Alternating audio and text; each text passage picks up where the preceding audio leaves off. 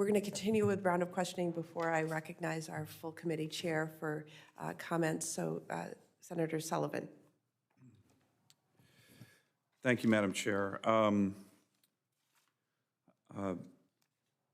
Spinrad, I want to go to another area that is a frustration. We've talked about it a lot. It's the Pacific Coastal Salmon Recovery Fund. And there's $1 billion for covert programs in the infrastructure bill, numerous habitat restoration programs. There's going to be about $300 million largely going to Washington State, about almost $500 million to other habitat restoration and fish passage programs, which will largely benefit the lower 48. The real salmon challenge in America right now, though, is happening in Alaska. And as you know, we have very different challenges there. We have nearly pristine habitat in Alaska. So the habitat programs where you focus a lot of your money, they don't really apply that much to us. And what, no offense to the chair, and I know this is a concern of hers, but I don't want to see the Alaska becoming like Washington State before we can get federal support for crashing salmon stocks that have to be listed as ESA species. This is particularly an issue with Alaska Native subsistence users who depend on salmon for food security, culture, heritage. It's very important. My wife's family has a fish camp on the Yukon River. Her family's been fishing that for thousands of years.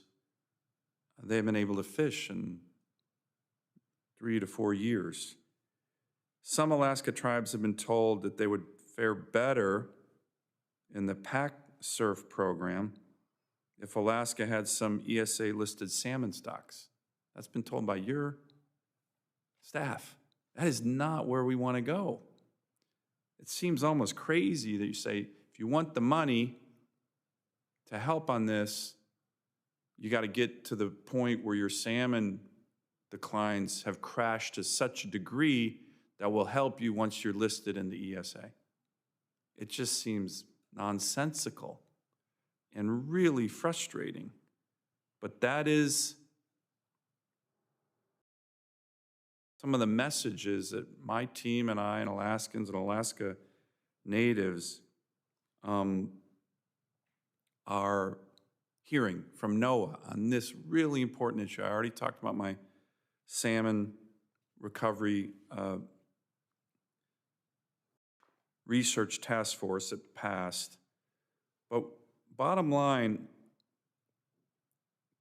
habitat restoration is certainly one element of healthy salmon stocks, but there's many other elements of affecting Pacific salmon populations. Prey quality, ocean warming, pollution, bycatch, many things that are going out in the big ocean, not in terms of habitat. So will you commit to taking steps to revise the current funding priorities under the PAC-SURF program, which were independently established by NOAA, not mandated by Congress, to emphasize research and monitoring of declining populations as a top priority? Because right now, tribes in Alaska have been told that research and monitoring is not priority 1 category of PAC-SURF funding priorities, which again seems to me crazy. We have a big challenge. We do not want to end up like the lower 48, and no offense, Washington State.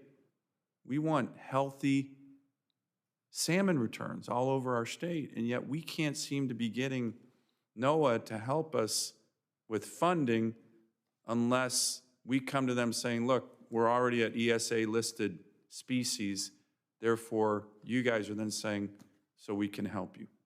you understand the problem? It's a huge issue. I know I raised this with you in Juneau when you were there, but the frustration, again, this is billions of dollars and all seems to be going to lower 48. The big salmon runs that are still healthy in America are in Alaska. We want to keep them that way. We have challenges with some. Some are hitting records, like sockeye salmon in Bristol Bay. But the prioritization of the ability to give funding to help on this seems to be very lower 48 focused to salmon species that are already decimated. We don't want our salmon species decimated in Alaska, but we can't seem to get you guys to prioritize that kind of funding.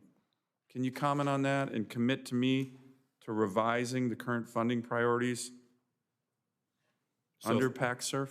So thank you, Senator. The interesting thing right now with respect to salmon research and getting a better handle on what's happening to salmon in the Pacific writ large is that we have the benefit of having not just the appropriated funds through for example, FY24 appropriations that we're asking for, but we also have the BIL and IRA funds. And when you look at all of that, there is plenty of opportunity for conducting research, conducting management improvements when we look at how we manage the BIL and IRA funds, some of which are through PACSURF, I would also point out.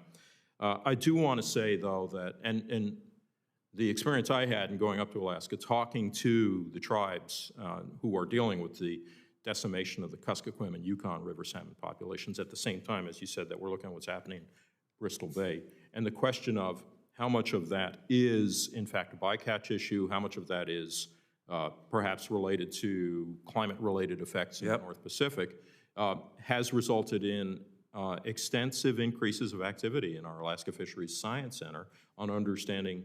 One of the aspects of research you didn't mention is the genetics aspect to allow us to get a better handle so that we can manage. And the Science Center in Juneau's doing extraordinary work in that regard. And that's how we're going to make some clear decisions on if we have to address bycatch issues, it's going to be based on the best available science. If this is in fact a climate signal that we're seeing in terms of the impacts on the salmon populations, especially in Kuskokwim and Yukon rivers, then we're going to have to take different management approaches. So we have to get the resources into the research activity, and I think between the appropriations, BIL, and IRA, we are doing that.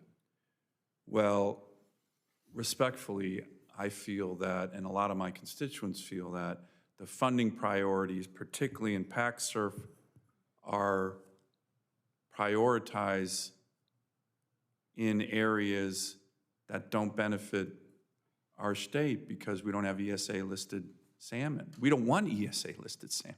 That's the whole point. And we are getting the message from some in NOAA, well, wait till you get listed and then we'll give you money. That's nuts. That's not what we want. And you shouldn't be sending that message. So I'll have more questions. I know the chairman wants to speak as well, but it's a huge issue for us, as you know, and it's a continuing frustration.